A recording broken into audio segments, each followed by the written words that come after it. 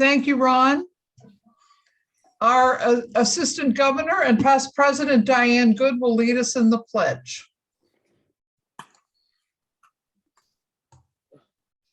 Diane, over to you. Where are you, Diane? Well, Carol Rosenstein said she doesn't have the right link, so I was trying to send it to her, but let me start the pledge first. Everybody put your hand over your heart.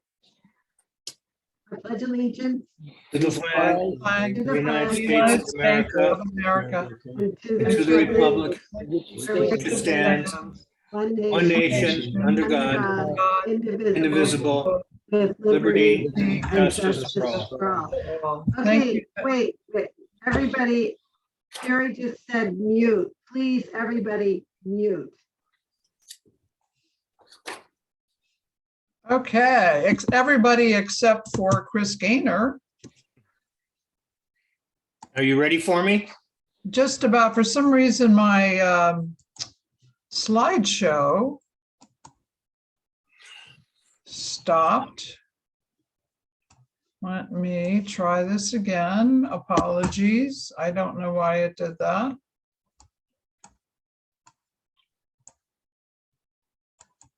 One second. Okay. And our past and future president, Chris Gaynor, will share the thought for the day. This has been a tumultuous year. Political bickering, finger pointing, all to the detriment of their constituents. COVID, the pandemic, has affected each and every one of us. Our lives have been disrupted. The stock market is up one day and down another. So far, the turbulence has shaken us, but not broken us.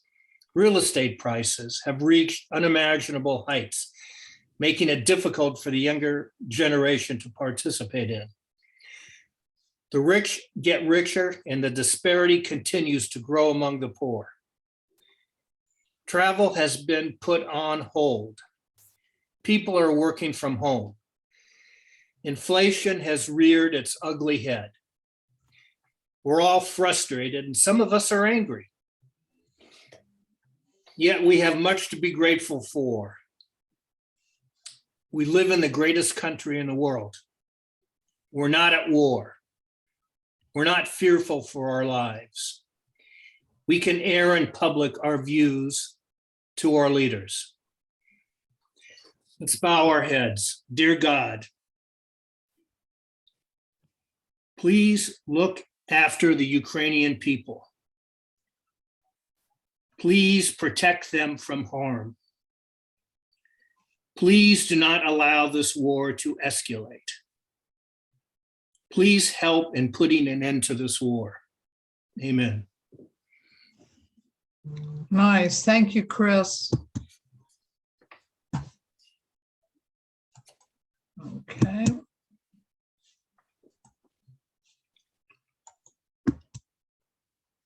And our songmeister, Ed Gold, will now lead us in America. I thought this would be unpolarizing, and it's a short America, everybody knows it. My country, 'tis of thee, sweet land of liberty, of thee I sing. Land where my fathers died, land of the pilgrim pride, from every mountainside, let freedom ring. Thank you. Amen. Thank you. Thank you, Ed.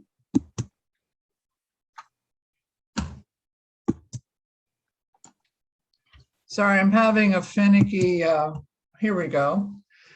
So I don't see visiting Rotarians today. I see Nancy Cohen sitting with Mark, and we want to welcome you back, Nancy. Lovely to see you again. And have any guests just come in that I have not seen as yet? Doesn't look like it. So thank you all for being here. John O'Keefe had his hand up. Oh, I'm sorry, I didn't see that. Well, I'm Please. not sure. By the way, Matt McCoy, are you on? Hello, Matt? Well, I don't see him, Terry. I mean, John. I'll go hunting for him right away. But I do Okay. have one guest, I believe. Patty McGovern, are you on? I guess you didn't get her yet. Okay, I'm gonna go looking for Matt McCoy. I'll be right Okay. back. Thank you, John. Okay. Tom Barron has an announcement to make about the beautiful Luskin Center. Tom?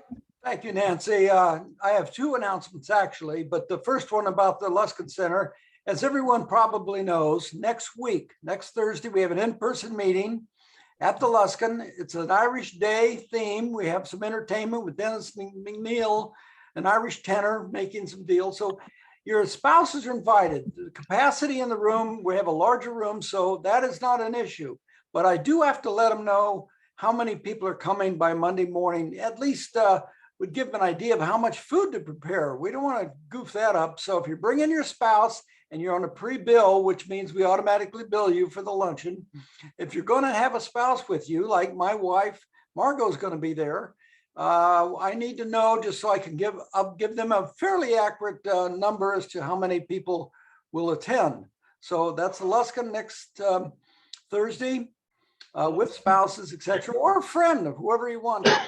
That would be great. The second announcement is that a certain member of our club has requested that the board of directors minutes be posted on the website. That's going to be kind of a hassle and kind of a difficult. So if anyone would like to know or read the minutes of the board of directors, just email me and I'll send them to you. That's not a big thing. We have nothing to hide. It's very upfront and open, and you can see what we voted on. So if you wish to see the minutes from our board of directors meetings, which I would go, oh, kind of boring, but nevertheless, if you'd like them, just email me. Oh, That's it, Nancy. Thanks, Tom. And our AG and past president, Diane Good, has an announcement to make. Thank you, Nancy. RILA, the Leadership Conference for High School Students, which is going to take place the last weekend of April, 1st of May, is looking for magazines. They're asking all the clubs to gather as many magazines as they can, and they'll pick them up. But they need them apparently for this conference and are having trouble finding magazines. So if you have some that I can pick up from you or you want to drop off here, I can be the collection point. We have until April 18th. Okay. Thanks. So we can remind everybody again, closer to that date. Excellent. Thank you, Diane. And now we have several March birthdays. First, we have to offer belated happy birthdays to Mike Newman and Sue Rohn, who celebrated their birthdays last week. Happy birthday. Chris Gaynor will celebrate his birthday tomorrow. Happy birthday, Chris. Thank you. And we'll close out the month with Kurt Smith. Happy birthday early, 2 weeks or so early to Kurt. And we have 2 wedding anniversaries this month, Paula and Jim Crane on March 22nd, and Patty and John O'Keefe on March 29th. Happy anniversary. March has been good to our club. We had a number of new members joining over the years in March. So we thank you all for being with us. And now I am really happy to be able to ask Nevin to update us on an important and valuable project that she has been spearheading for us in India over the past year. Nevin? Yes, I'm so happy to inform that this project has been completed and it has been launched in September of 2021. And it's now working in the rural areas of India. They have cancer camps, which means they go with this bus and they do the mammograms. And if there is an issue with the patients, they transfer them to the hospitals. And this bus is working with Ministry of Health and the oncology department in most of the hospitals. So it's a great project. That's all I can say. And they are very grateful to Westwood Village Rotary Club. So that's. And you can see our name on the bus. Yes, yes, yes. And also, I think inside of the bus, they have our name too, but they didn't send us the Okay. pictures. Now, But I have a question for you. It seems Uh-huh. like this is such a good project because it does save lives. Are there many countries, as in India, where the poverty rate is so, high that they don't have access to good cancer screening? Are there other countries? that you know, have- it's all over even in Turkey. I'm from Istanbul, Turkey. Not in Istanbul, but the rural areas of Turkey.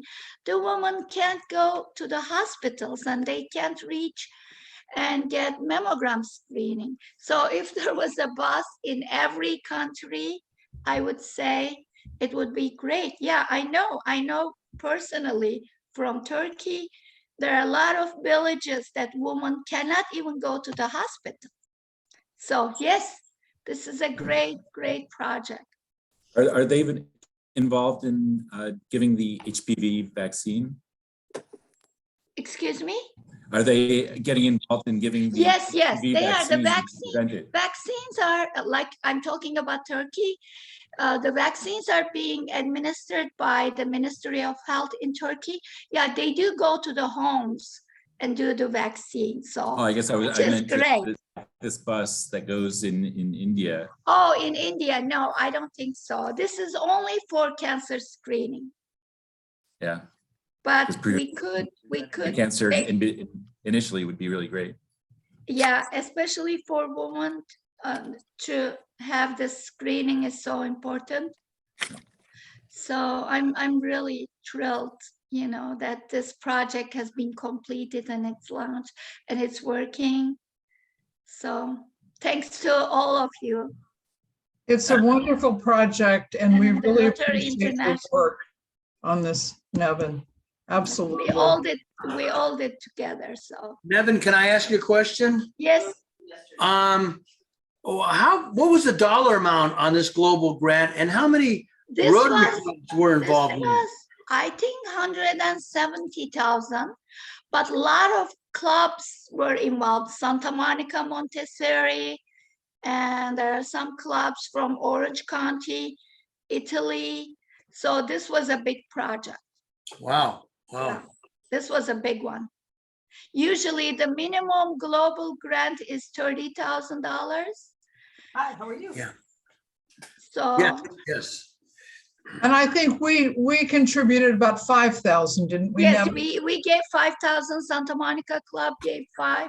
The other clubs in US, I think they were all giving $5,000. That's an awesome project. Thank you for your work. Oh, no, thank you for everybody in our club that they agreed to participate in this project. So Yeah, absolutely. It's always a privilege to have the opportunity to recognize a member who contributes greatly to the vitality of our club and the important work of our club. And so this week, we are presenting the Rotarian of the Month Award and would like to honor our International Service Chair, Nevin Senkin, oh, thank you. Thank for you. your wonderful service and work and long loyalty to this club. Well, so we'll be sending you the certificate and the pin. Thank I you. wish we could do it in person, but it just seems so perfectly timely in this meeting. So we decided to go ahead this week. Thank with you it. so much. So thank you for all that you do. I thank you. I'm proud to be the part of this club. Oh, So hopefully we'll do more projects like this. I hope so too. I'm sure we all do. And now John is our speaker here. Oh, I hope so. Matt, are you there? Matt? Matt John, McCoy. he's here but muted. Oh, Matt, I need Oh, you. there he now. is. I see him. You see Hi, him? Matt. You're just on mute. He's on mute right now. There you are. Hi, welcome. We're thrilled to have you with us. Hello, Matt. You're not as thrilled as I am to be here. I appreciate it. Wait a minute, I gotta get you on there. Herb. I lost you. So Matt, you're on? Hey, Yes. John, Yeah. Okay, can I introduce right now, you guys? Yes. Okay, Please. I'm delighted to be introducing a good friend of mine for many years, Matt McCoy, who's been a longtime board member of St. James Inn, which I was a member of many years ago before most of you were born. Matt is an actor. He's a legitimate, famous television and movie actor. And after you hear his bio, you're going to probably say, O'Keefe, why didn't you have Matt talk about himself and forget about St. James Inn? But St. James Inn is a very important topic for many of us, for me and certainly. But Matt went to the famed neighborhood playhouse in New York. He got started in something on NBC called We Got It Made. And he had starring roles in the Police Academy 5 and the Police Academy 6. He's been in The Hand That Rocks the Cradle and LA Confidential. And he's been on guest roles in Star Trek, Next Generation, Seinfeld. That's where I first got to see him. He was on Seinfeld for some time. And this year he's released something called The Ice Road with Liam Neeson. And he also joined the cast of the Mosquito Coast. I could go on and on here, but we want to hear about St. James Inn today, don't we, Matt? John, we've lost our audience. And it's a great story. No, you didn't. They've all now signed up, many more. He's going to talk about St. James Inn, which is a simply great topic that has been the most successful nonprofit that I've ever been involved in. So Matt, you're going to start ahead and tell us the great story about St. James Inn. Thank you, Matt. Well, John, I appreciate it so much. I really, it's honored to be here talking to you folks. I want to thank you for bringing me on board, John. I also want to thank you for sending all these great folks a picture of me from 2006, which is nice. You still look good. You still look good. Absolutely. That's a great jumping off point. But, John, he's being modest because he is a big part of the St. James Inn story. He and Patty both, along with so many other great folks that Father Pat Trainer, when he started this, he put folks like John and Patty and Marty May and Claire Ziello and Vin DeBono, all these great folks in place when the board started. So John hit on something that I think is so wonderful. There's a simplicity about what we do at the St. James Inn. And if you don't know, I'll give what we do in a nutshell. I can take you through a brief history of it as well. But if you are being treated at UCLA, UCLA being the #1 hospital in California, #3 in the country. So you can imagine so many people from all over the world are coming to UCLA to be treated. But if you are outside of a 50-mile radius from UCLA, we put you up. We own 3 homes in the Los Angeles area, West Los Angeles area. And we put you up during your stay, during your treatment for nothing, for as long as you need us. There's such a simplicity in that, but the need is so great. Can you imagine coming into town from the East Coast or from another country to be treated? Once your procedure is over at UCLA, you need someplace to go because the treatment continues and the healing continues. And that's where the St. James Inn comes in, that we put you up for nothing for as long as you need us. And we've had folks stay with us for over a year that needed us, a great family from Seattle that I can think of that we all become very close to in this. So if I go back to its infancy, it all started with Father Pat Trainer. But the great thing about the St. James Inn is before Father Pat even put a name on it, all of the volunteers that were helping Father Pat at the time, and John and Patty being 2 of the greatest, they were putting all of these folks up in their homes. They were putting these folks up in their guest homes. So that was sort of the impetus for the whole thing. So the St. James Inn started before the St. James Inn was really even in existence. And Father Pat, back in 1988 was when we started 34 years ago. There wasn't even a chaplaincy at UCLA Hospital back then, at Ronald Reagan Hospital. So Father Pat started the chaplaincy first, but in great ecumenical spirit, he started the chaplaincy not only for the Catholic faith, but for the Jewish faith and the Islamic faith, the Protestants there. And out of that became a ministry that he started at St. Paul the Apostle, which is in existence today. The ministry of folks going over to UCLA and spending time with all these great folks, which I'm happy to be a part of. John and Patty are a big part of that as well. So back in 1988, Father Pat was given these 2 apartments. That's really where the St. James Inn started. But we didn't realize the need, and the need was so great that these 2 apartments, we were overwhelmed by that back in the day. And there was another great family there at UCLA, the Mandancinis, who were relocating. And so they said that you can have our house to lease. So with that great gift also becomes challenges. And the challenge is we now need to start paying rent on a place, which is now officially launched as the St. James Inn. And that is when they started really focusing on fundraising. And, things are going great. We get all of these great folks from UCLA through the program there. Oh my God, the name just escaped me, but that's sort of where I am in life, but that's okay.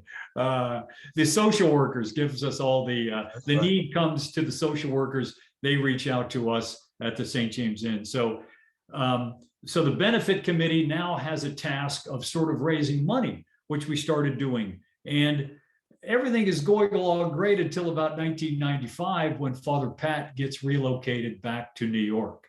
And with that great gift that he is now about to embark on in New York, we are losing our lighthouse. We are losing our beacon. And in his great foresight back in 1995, he creates a great board of directors. And this board of directors, as far as I'm concerned, guys, was just an all-star group. It was Father Bud Powers and the great Cathcart family, and John and Patty, Vin DeBono, who's still a very, very big part of our board today, the Kotzman family, the Pinkerts, Claire Ziello, who was our first innkeeper for 25 years. So I don't know if any of those names ring a bell for you, but for me, these were really the all-stars that started everything back in 95. So the first thing they did was they started reaching out to the Mandancinis to negotiate to buy this home. So in 1998, we bought our first home right on Westwood Boulevard there, between National and Pico, for $260,000, which was daunting back in the day. I think any of us would take that today, but really daunting back in the day. But we had our home, and that was when the St. James Inn started in '88. So they buy this home. Things are really going great. The need, we never even knew the need was as great as it was.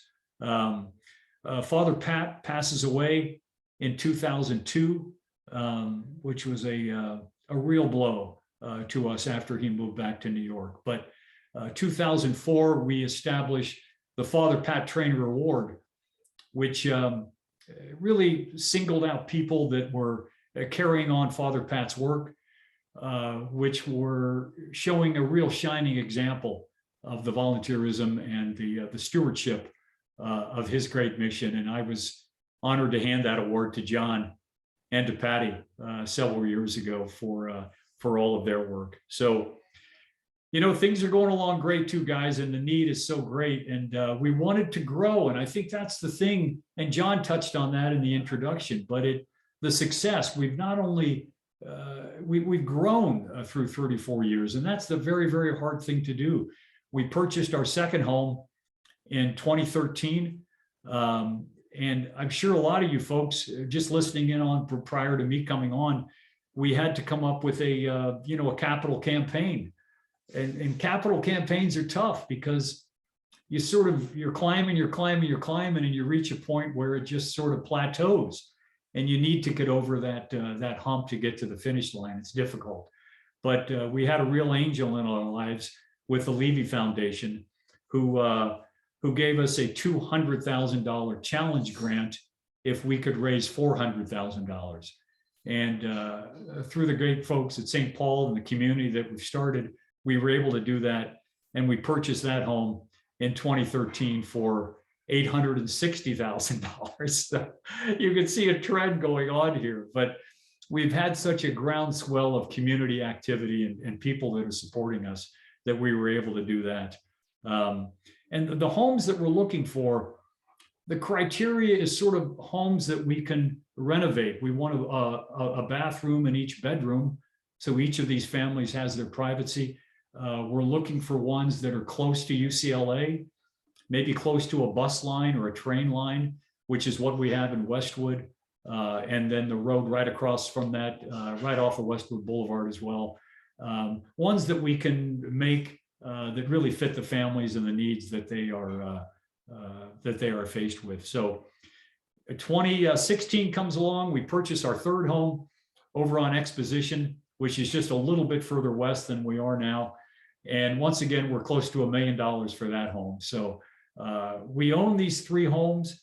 It's really, I keep calling them homes because that's what they really are. We have such a great sense of community and family around them. We've had, we take things there at Christmas, we decorate the homes. Thanksgiving, we bring food to these families.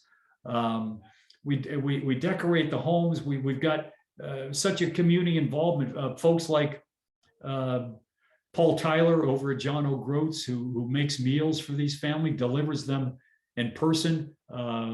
Bunny and Marty May. I keep bringing up these great folks. I apologize. I'm bringing up names that you may not know, but to us at the St. James Inn, these folks, a lot of them aren't with us anymore, but I think in just speaking their name, you remember them.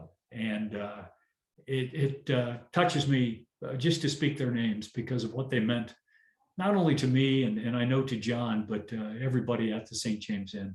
So we continue to speak their name, and to Claire Ziello, all these folks like this. So it's just a great gift. We provide all these meals at the holidays, and we've been compared to the Ronald McDonald House in the past, which is really wonderful high praise.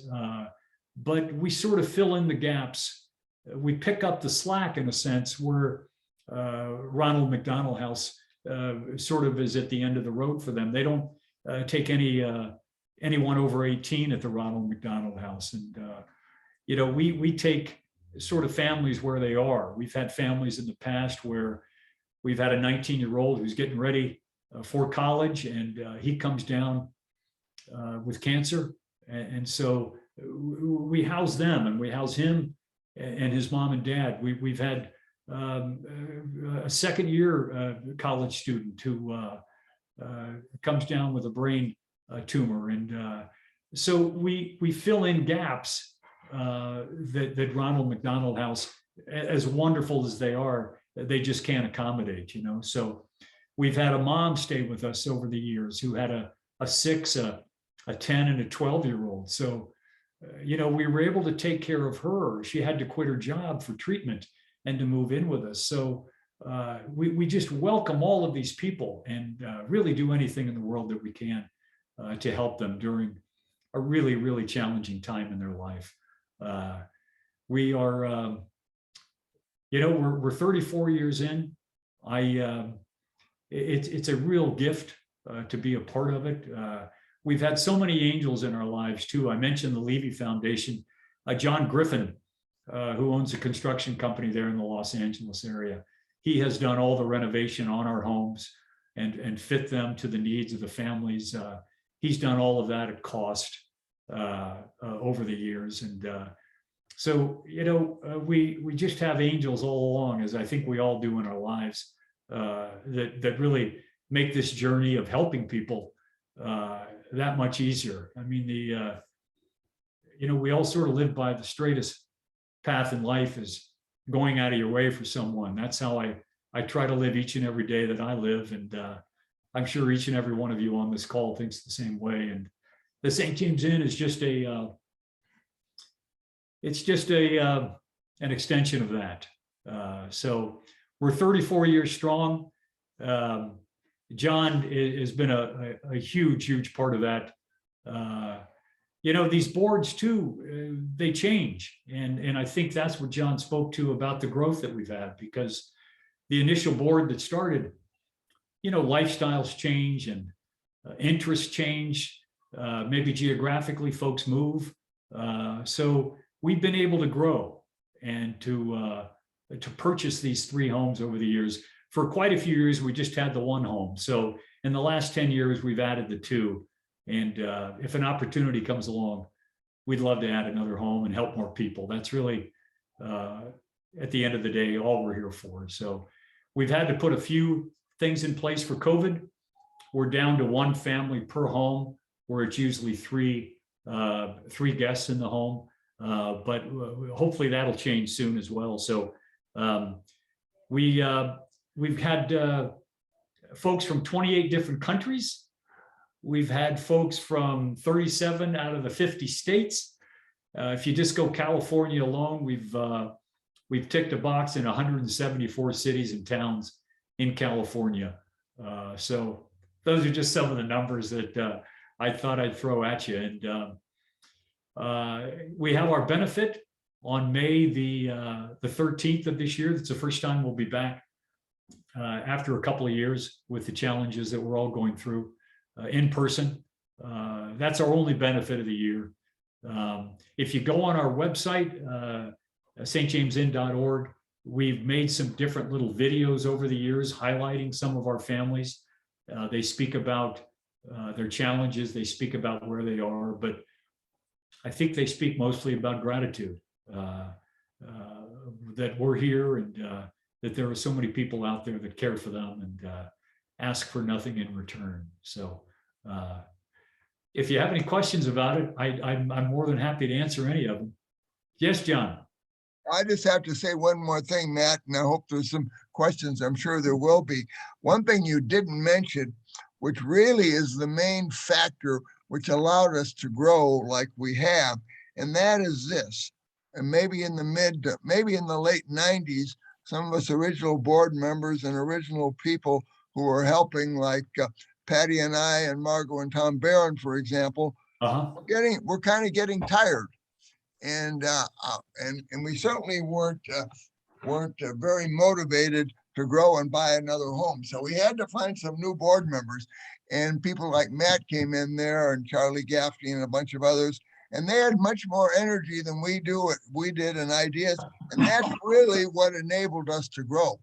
And that, I think this is a case study in how a successful nonprofit can continue to grow. You've got to get new people involved, because the original people get old and tired. That wouldn't include Tom Barron, of course, but that includes me. Okay. Well, I agree with you, John, and I did touch on that because interests change as well too, and that, sure. And people like Charlie Gaffney and Steve Royer and Dan Murphy, folks like that. I think when you're on a board and when you have something you think is going really good, you do tend to level out. You get a little stagnant, and I think the new ideas that these board members are brought in. You can't be afraid to rock the boat sometimes. And I think you have to hand over your baby sometimes. And that was the case with you great folks who started it. You handed us something that people started thinking differently and maybe had a different energy. But I think with all of that, you can't lose sight of the foundation that was built because it was so solid. Okay. Thank you very much, Matt. Please, guys, questions. I have a question. Yes. Matt, Mike Newman. Hiya, Mike. I was waiting for you to come on because I was going to roast you a little. Well, go right ahead. There's but, plenty of fodder there, Mike. I was just going to add, you know, I told O'Keefe months ago when we were talking about speakers that you'd be great at explaining the story of St. James Inn.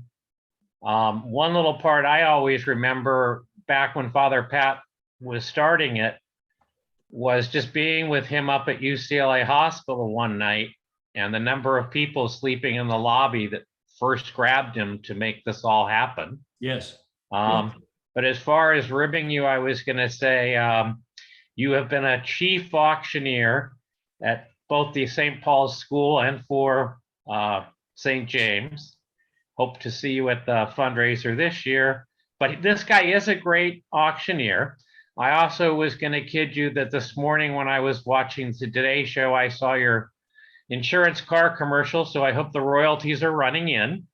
And good to see you in those. But Mike, I need to pay both you and John for my resume.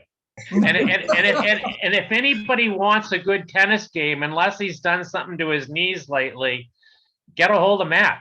Yeah, it's a big part of my life. I continue to play about 3 or 4 times a week. It's I walk into a tennis court, Mike, and it's a time machine for me. I feel like I'm 12 years old. So it continues to be a gift in my life. But I appreciate the call out. St. Paul's is home, and St. James Inn is an extension of St. Paul's and Father Pat. And I'll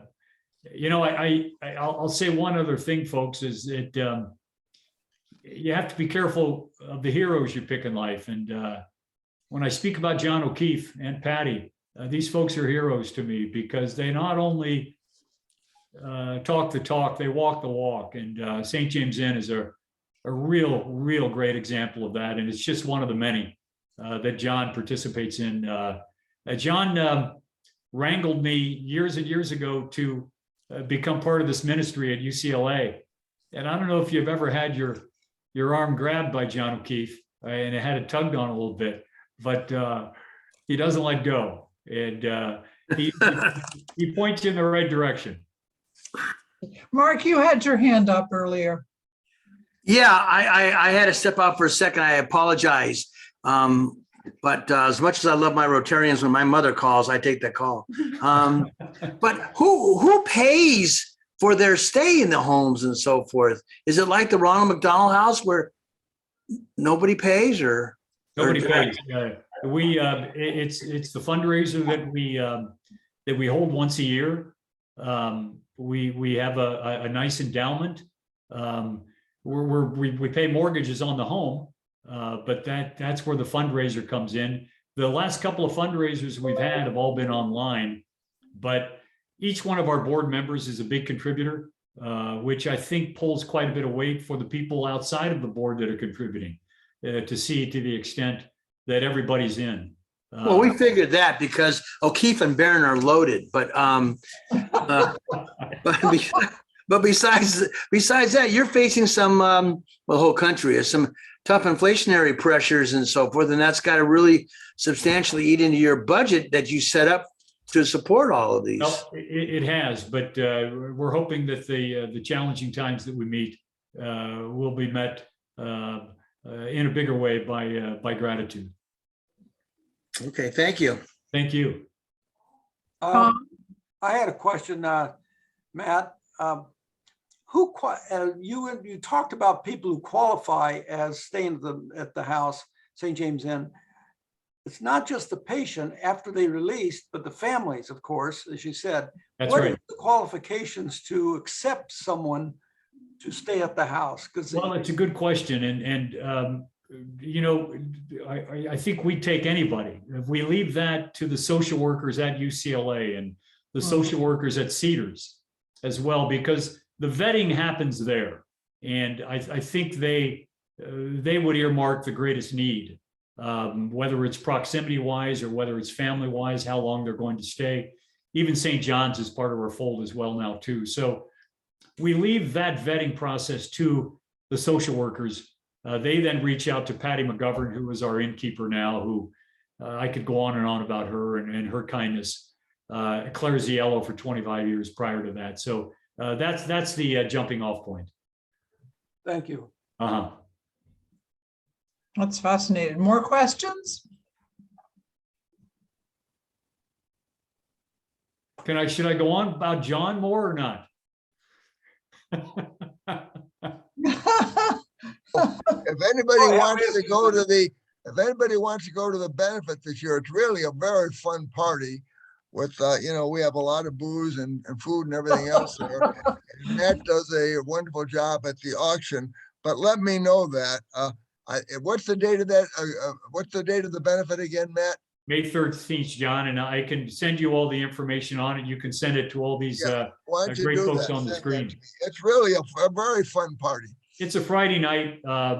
We don't lack in party, and we don't lack in enthusiasm. We always have some really wonderful items that we auction off.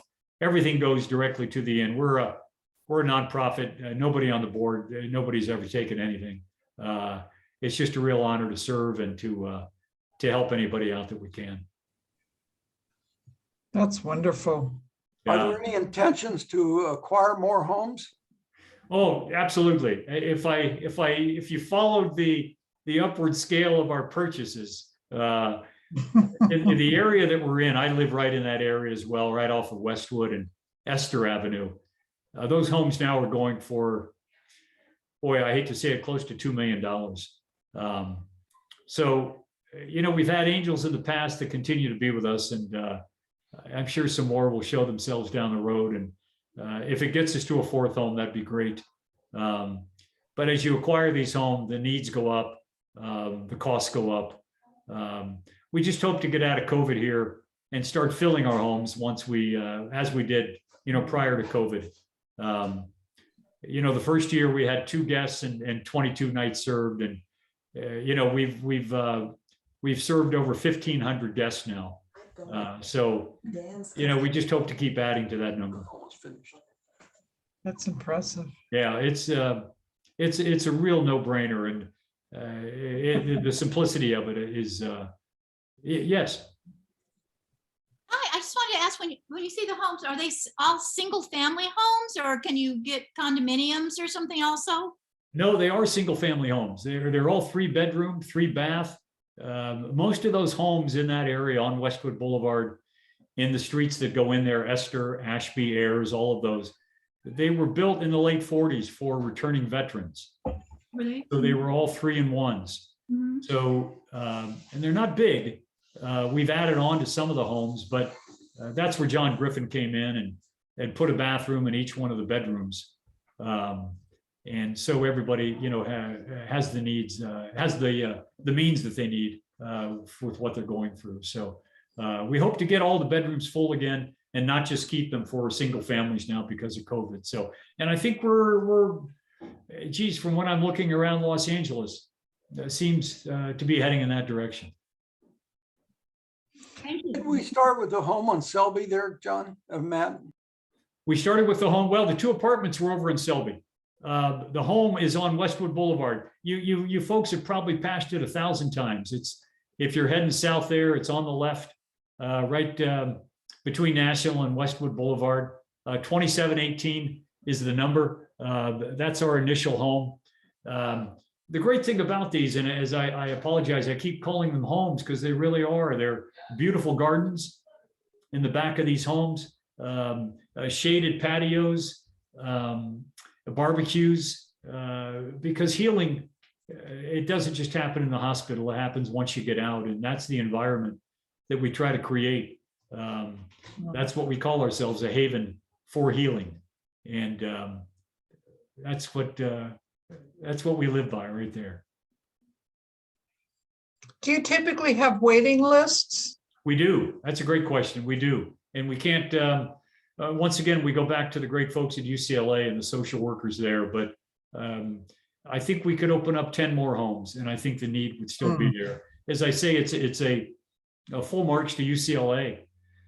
Number 1 in California, number 3 in the country.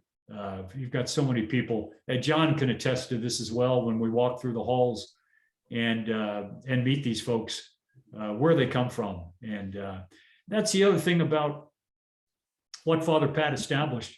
back in 1988, because when we started volunteering, and John knows this far better than I, he's at it longer than I am. You hear of these needs and you hear of these patient needs and where they're from. And, they tell you their stories. And it's also, it gives us a connect between St. Paul's, UCLA, and then into the St. James Inn. So there's that thread, which is pretty tight. That's wonderful. Mark. I'm a new real estate agent, and I do a fair amount of pro bonos. In fact, I manage a house for a retired rabbi on Military, just blocks from where you are. So I would offer you that in the future, I am happy to represent you, okay, and give my full commission back to St. James, 100% of it, as my donation to this. But I think it's a wonderful cause. But I think you're facing a tremendous uphill battle with these prices that continue to skyrocket. John, were you going to say something? I was just going to clap for that offer. That's Yeah, a no, wonderful offer. it's a wonderful offer, and I'll certainly via John get in touch with you and take you up on your great offer. We appreciate it. I think we're aware of the mountain ahead of us, but even if we, as I say, we went we went close to 10 years with just the one home, and we have 3 now. And if we have to maintain that for a while because of the climate that we're in, we could be in a lot worse shape. So, but I can't thank you enough for your kindness and in helping us out, and we'll certainly take you up on it. My pleasure. Wonderful, Mark. Thank you, Mark. Michael? Yeah, Matt, you said the name a couple times. It's Bono or whatever. I forget his full name. Vin DeBona. Yeah. And I think he had a motel there up on Tiverton and also across from the Mormon temple. Was he actually housing people there as well? Or I know he's always been in on the deal. Yeah, he's been a real gift. Vin, as I say, is still on our board, but that hotel has changed hands. That used to be short term for us, and they couldn't have been more wonderful. So if folks were just there for a week or so, that was another arrow in our quiver that we could use for short term stays. But we don't have that anymore. But Vin, geez, I could go on about him as I could with John and Patty. He's really been a real constant at the St. James Inn, not only as a cheerleader and boots on the ground, but also financially too. Yeah, I should say about him, Ben DeBona's real claim to fame, though, is the world's funniest home videos, right? Which is the longest running network show in television history. And that was Ben's baby. And he's a very generous guy. And I just got to thinking, now that you brought him up today, Matt, I should get Vin DeBona. We should get Vin DeBona to speak to the Rotary. Well, he'd be a whole lot more interesting than the last 20 minutes. No. He's a really good guy. And you're right, John, when you own that moniker of the longest running show, I'm sure that wasn't a straight line either. That was a lot of ups and downs during that. I'm sure. That's right. Yes. That he could fill you in on. So just a wonderful guy. I think he'd love it. That's so interesting. More questions, comments? Anyone? Well, I'll just say I start my day with gratitude, and this has been a real high point for me today to speak to you folks. I mean that sincerely. I think so highly of the great O'Keeffes, and to be asked to be a part of this is really wonderful. Both Mary and I, my wife, who had the wherewithal to get me online here today, I couldn't find a third grader, so I found my wife to get me on here. John likes to send 4 or 5 different links, and then he makes you guess at which one he's going to connect you. So you're probably right about that. Yeah. Oh, that's very funny. Matt, thank you so much for being with us. This was a fascinating talk, and I'm sure there'll be a lot of conversation coming out of this. And in appreciation for your taking the time to speak to us today, we will be making a donation in your name to the Westwood Public Library. Oh, And I personally, and I'm sure others would echo this, would be interested in hearing from you again in the future and hearing about your group's progress. well, I appreciate it. I'd come back anytime, and the gift has been to me. So thank you so much. Oh, that's wonderful. So I guess we'll wrap a few minutes early. Thank you again, Matt. And Thank you. everybody have a wonderful week. Look forward to seeing you in person next Thursday back at the Luskin Center. Goodbye, So guys. be well, be safe.